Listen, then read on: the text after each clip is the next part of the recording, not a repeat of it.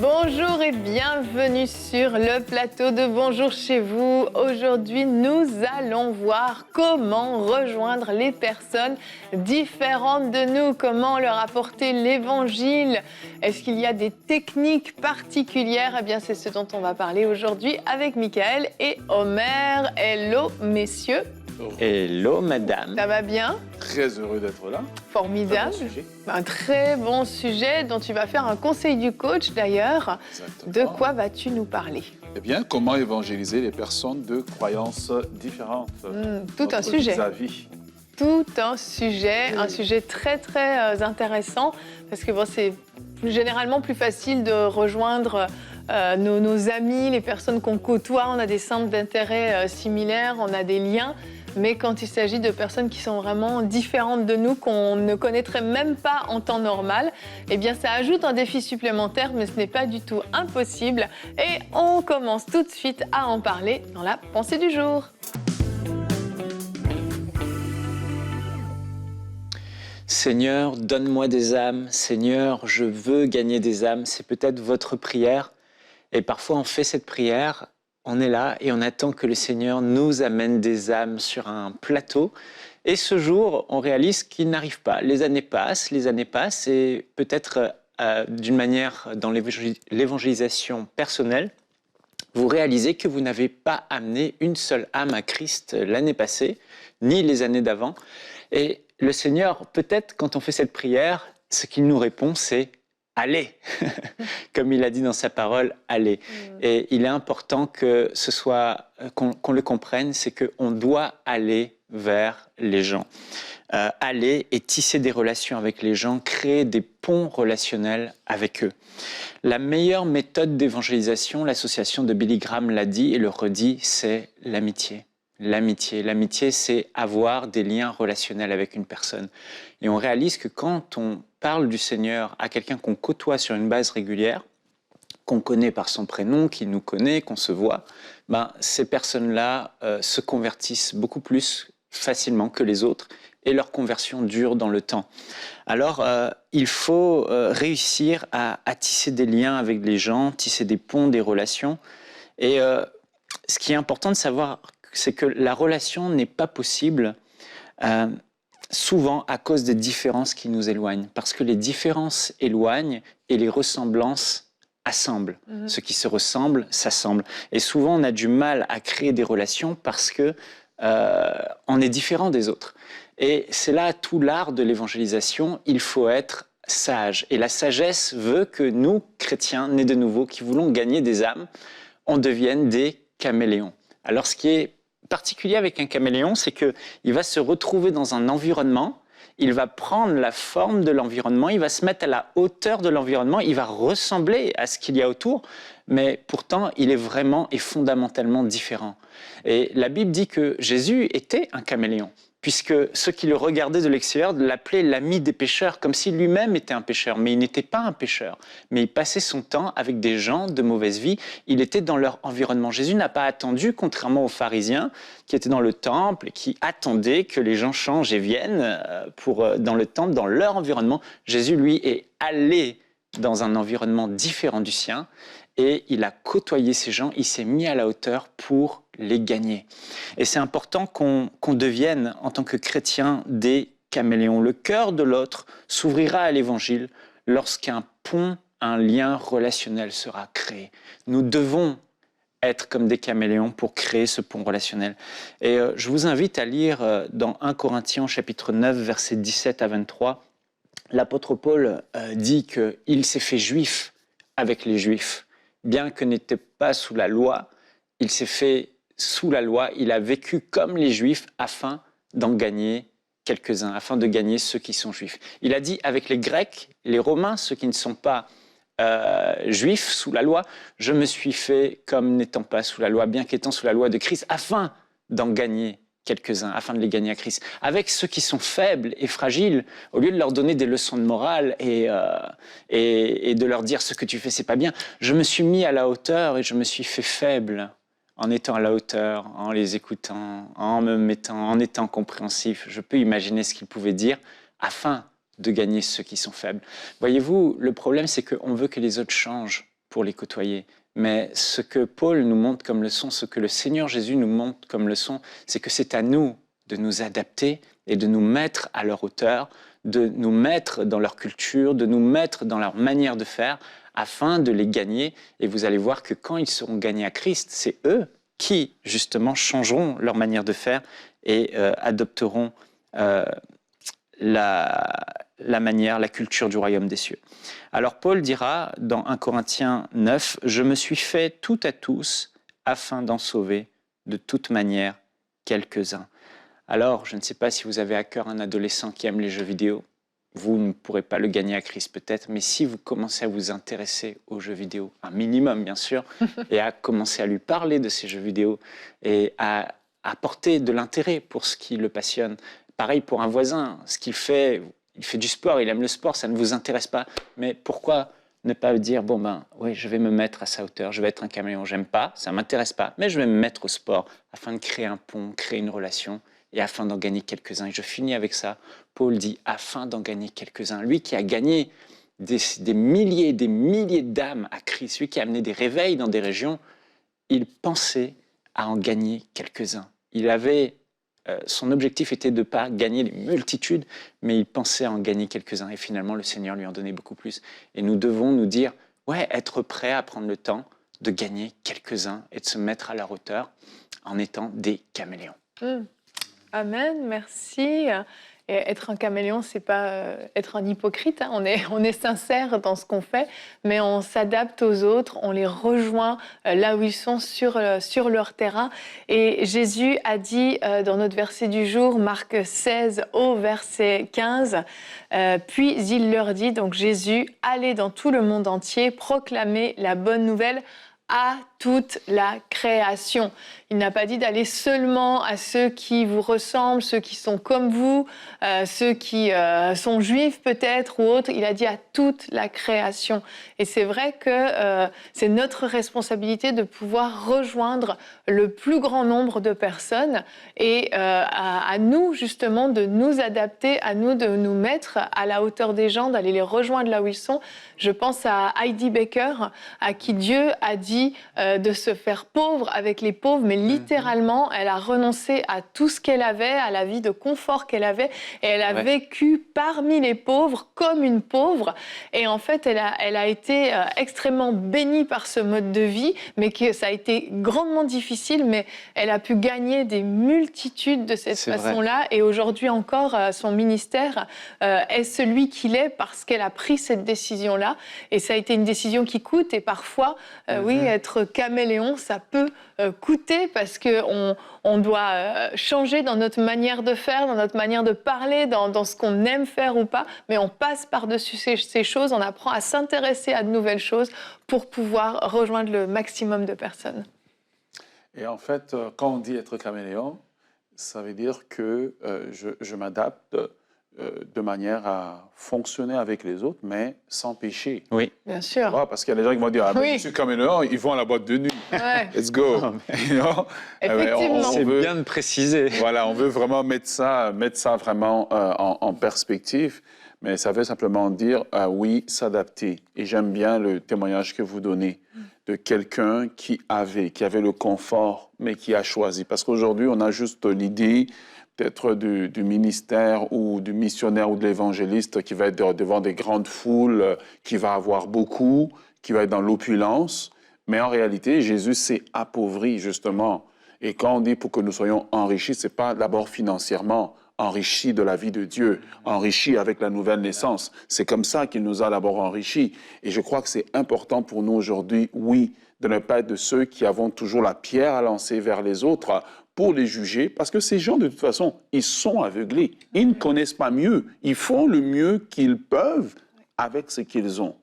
Mais c'est quand nous nous approchons que la lumière qui est en nous maintenant peut éclairer les ténèbres dans lesquelles ils sont. Alors, à ce moment-là, en voyant la lumière, ils peuvent marcher vers la lumière. C'est ça. C'est tellement ça. Je me souviens cette anecdote d'un pasteur. En tout cas, elle est un peu floue, mais je vais essayer de la reconstituer. Un pasteur qui était avec d'autres pasteurs et il disait « Mais quel est ton cercle d'amis ?» Et puis ce pasteur, les pasteurs disent les uns après les autres Oui, ben, moi, je côtoie des chrétiens, des chrétiens, des chrétiens, des chrétiens. Et puis, il se tourne vers le pasteur qui a la plus grande église, qui gagne beaucoup d'âmes, et il dit, mais qui sont tes amis? Alors moi, mon ami actuel, c'est un drogué, l'autre, c'est un alcoolique, l'autre, c'est un... Bon, voilà, des gens vraiment qui sont complètement... Ouais, des gens différents, comme Jésus qui était avec eux. Et finalement, il les gagnait les uns après les autres. Et ces gens sont des anciens alcooliques, anciens drogués. Et ce pasteur voulait mourir entouré de personnes comme ça, qu'il côtoie au fur et à mesure, les uns après les autres, parce qu'il allait à leur rencontre et se mettait à la hauteur. Et c'est vrai, comme Homer dit, c'est ça qui est important. C'est que la lumière, lui, ou au milieu des ténèbres. Ouais. Les âmes ne viendront pas. Ça peut arriver, il peut y avoir des mouvements de l'esprit, etc.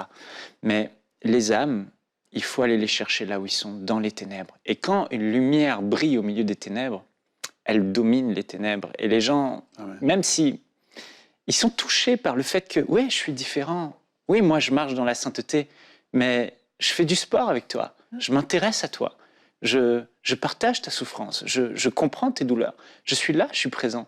Et ils savent qui on est, et au moment favorable, leur cœur est gagné, en fait. Leur cœur s'ouvre. Mais si on attend, comme les pharisiens, au lieu d'être comme Jésus ou comme Paul, d'aller dans l'environnement, on va en gagner très, très, très peu. Et c'est dommage. Ouais. Donc en fait, on doit se faire, entre guillemets, des amis avec des amis inconvertis. Il le faut, c'est important. C'est important. En tout cas, les côtoyer. Ouais. Et pas être les grands confidents, etc., mais être présent dans leur environnement. En fait, je pense que c'est être humain. Être humain, être bon envers notre prochain. Jésus a dit à Pierre, allez en pleine eau et jetez les filets. Pourquoi? Parce que les poissons n'étaient pas sur la plage. Les poissons n'étaient pas, voilà, les poissons qu'on voit au marché, ils ont été pêchés dans la mer. Quelqu'un qui a été dans la mer. Mais aussi, l'autre chose que j'aimerais soulever ici, c'est qu'il a dit, allez en pleine eau, jetez les filets. Pourquoi? Par le principe, c'est que 90% des gens ne vont pas d'eux-mêmes un dimanche matin, traverser la porte d'une église, puis venir écouter. C'est sûr. La plupart des gens se sentent déjà jugés, exclus, ou ont eu des mauvaises expériences avec soit un chrétien ou une église ou quelqu'un de leur famille. Donc, il y a déjà des barrières qui sont là, qui sont déjà préétablies par le fait que les personnes ne vont pas naturellement. Alors, c'est à nous d'aller dans leur environnement naturel, d'être le plus naturel possible tout en restant nous-mêmes pour que, au travers, et j'en parlerai tout à l'heure, les gens puissent en fait voir qu'au fait, tous, peut-être la mauvaise expérience que nous avons eue, c'était une pomme pourrie, mais tout le reste du panier est bon. Et donc Jésus a dit, allez en plein eau. Et le problème d'aujourd'hui, c'est qu'on ne va plus en plein eau. Tout à fait. Ouais. Même l'environnement, parfois, de nos milieux ne sont pas faits pour que les gens viennent. Moi, j'ai prêché sur je ne sais pas quel sujet. Puis j'ai juste lancé l'appel. Comme ça, j'ai dit, je vais essayer de lancer l'appel au salut. Puis tu vois les gens répondre. Ils voulaient répondre. Donc, j'aimerais vraiment encourager chacun d'entre nous. Ce n'est pas le travail des pasteurs, hein.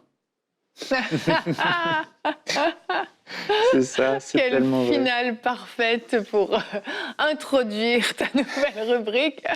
On va continuer et on va voir justement comment gagner ceux qui sont d'autres religions à Christ dans la rubrique Conseil du coach.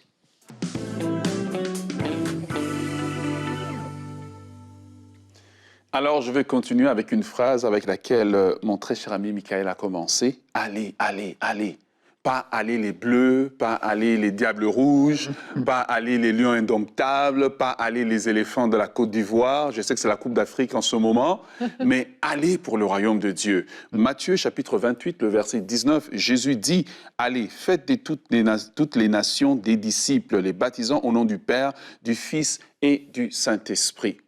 Un homme de Dieu disait que la force d'une église ou la force du corps de Christ, ce n'est pas sa capacité de garder les gens assis, c'est sa capacité d'envoyer les gens sur le champ. Et aujourd'hui, l'Église en général fait face à un problème, c'est le problème d'aller. Peu sont capables de prêcher en fait juste le message du salut, d'annoncer le message du salut de façon simple, limpide.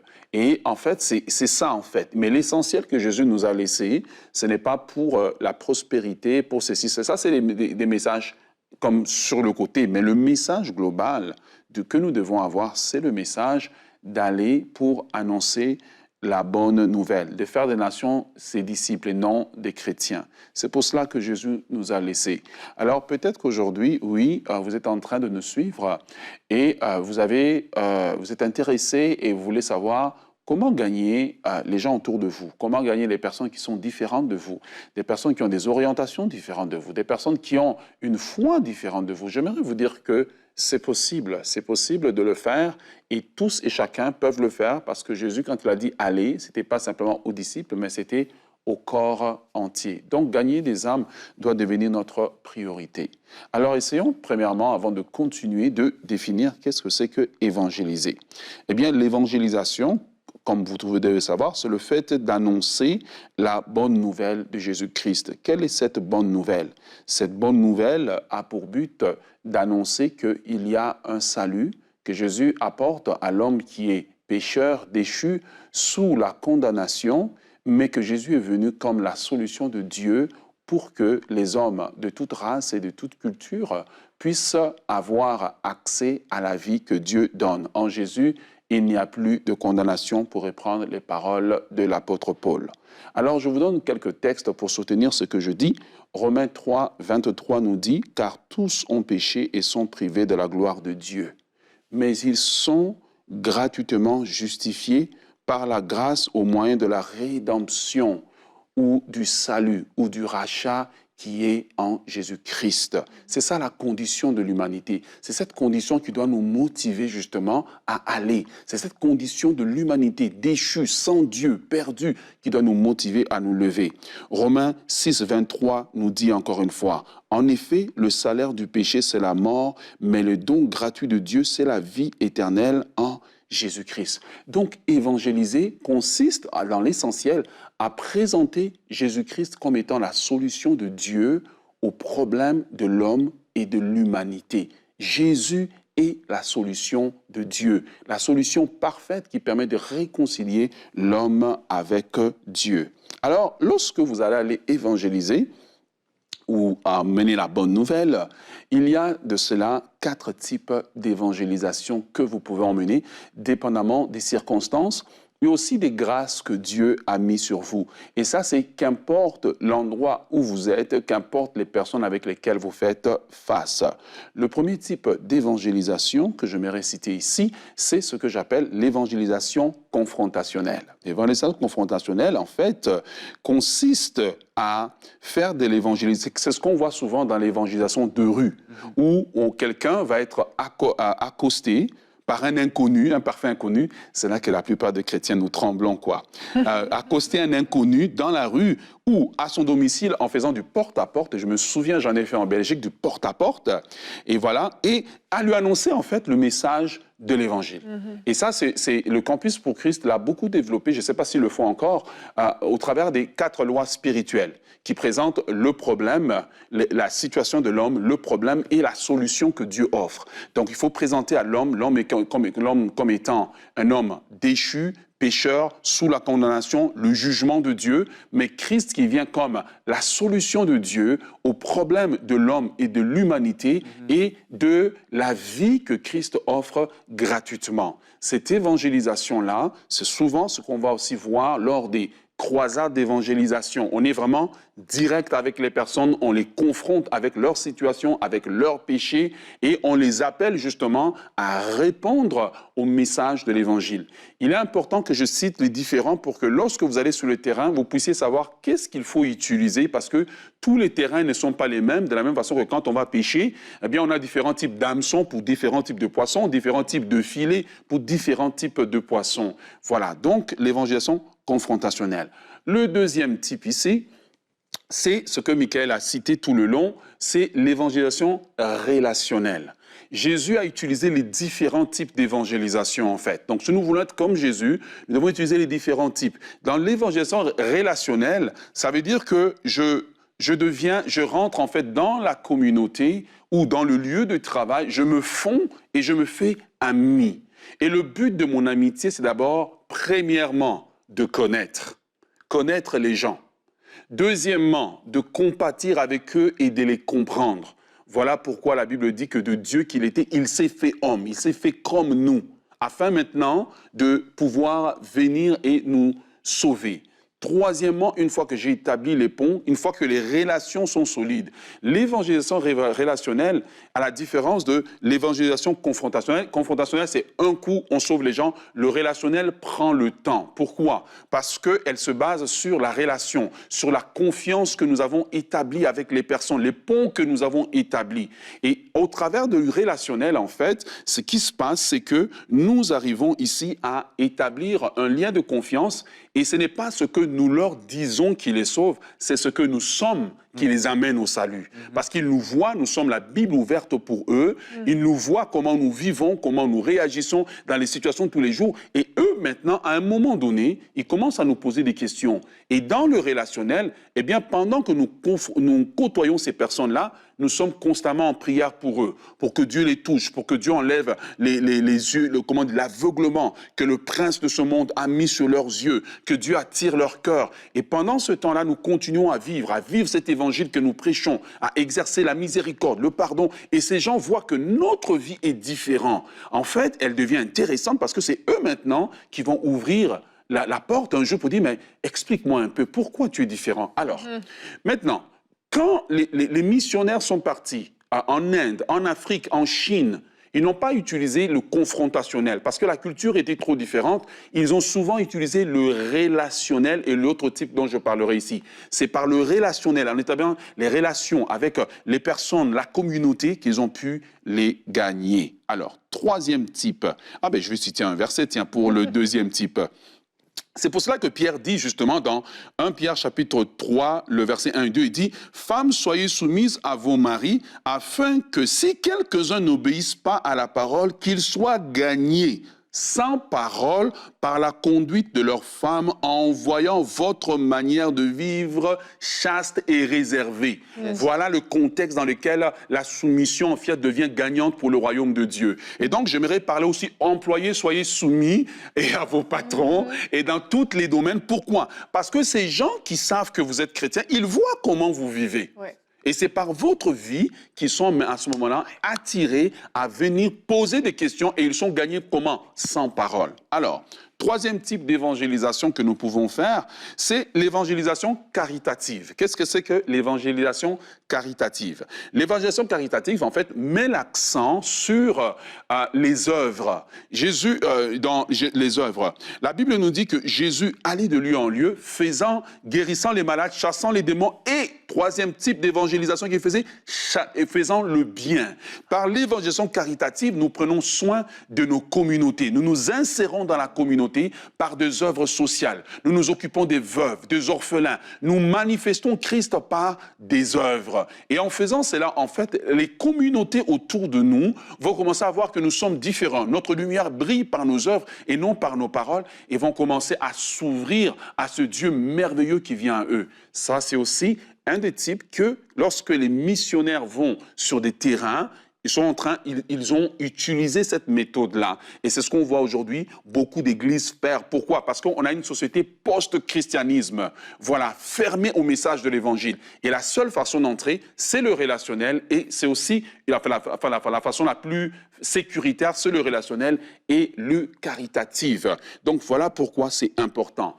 Le caritatif a été utilisé aussi par l'apôtre Paul. Lorsque Paul parle que la main d'association lui a été donnée par les apôtres à Jérusalem, et en donnant les recommandations aux païens, je lis dans Galates chapitre 2, le verset 10, Paul dit « Ils nous ont seulement demandé de nous souvenir des pauvres, ce que j'ai bien pris soin de faire. » Dans l'évangélisation caritative, on se souvient des pauvres, des veuves, des prisonniers, des gens qui sont mis au banc de la société. On fait du bien à ces gens-là. L'Église devient une solution, ou le chrétien devient une solution au problème social. Par le caritatif, nous nous impliquons dans des œuvres sociales. Notre but à la fin de la journée, c'est le aller de Jésus pour les gagner. Alors, quatrième type d'évangélisation, et ça c'est ce que mon ami Michael est puissant dedans, alléluia, Oui. c'est l'évangélisation démonstrative. Par l'évangélisation démonstrative, l'évangélisation est faite par des signes, des miracles, des prodiges, tels qu'ils ont prié dans les Actes des Apôtres. Étends ta main, Seigneur, pour qu'ils se produisent des signes, des miracles, par le nom de ton saint serviteur Jésus-Christ. Là, il ne s'agit même pas de commencer à condamner les gens pour leurs fautes, mais que les malades soient guéris, que les paralytiques marchent, que les aveugles voient. Et ce type d'évangélisation marche souvent avec des religions très fermées, très opposées. Il n'y a que la démonstration de puissance qui va permettre que les cœurs maintenant puissent commencer à s'ouvrir et que le message de l'évangile rentre. Pourquoi? Parce qu'ils veulent voir si le Dieu que vous prêchez là, est-il vraiment Dieu? Est-il vraiment puissant? Et donc, en manifestant les signes, les prodiges, les dons de l'Esprit, à ce moment-là, ça nous permet de pouvoir emmener le message de l'Évangile. Le cœur de Dieu, dans 1 Timothée chapitre 2, le verset 3 à 4.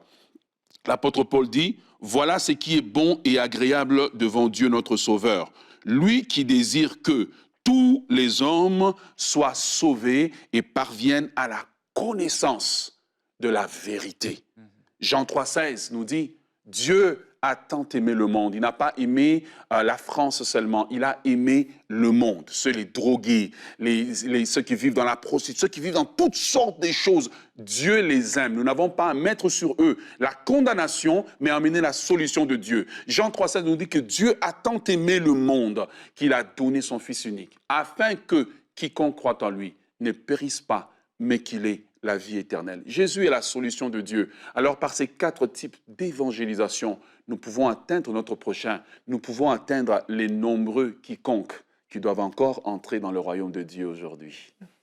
Amen. Wow. Merci, Omer. Encore une fois, très, très complet. Merci beaucoup. Je crois que vous avez été bénis et que vous avez appris des choses à la maison. Et je terminerai en reprenant ce que Omer disait tout à l'heure dans le temps de discussion, que ce ne soit pas une excuse pour pécher, d'aller dans les boîtes de nuit hautes, mais par contre, aller à la sortie des boîtes de nuit. Je me souviens du témoignage du pasteur Daniel Chéry, qui a gagné beaucoup d'âmes et qui a lui-même été gagné. Donc, rien ne vous empêche d'être à la sortie des bars, être à la sortie des discothèques, être à la sortie des lieux où vous ne voudriez pas aller, mais il y a plein d'âmes à gagner également dans ces coins-là.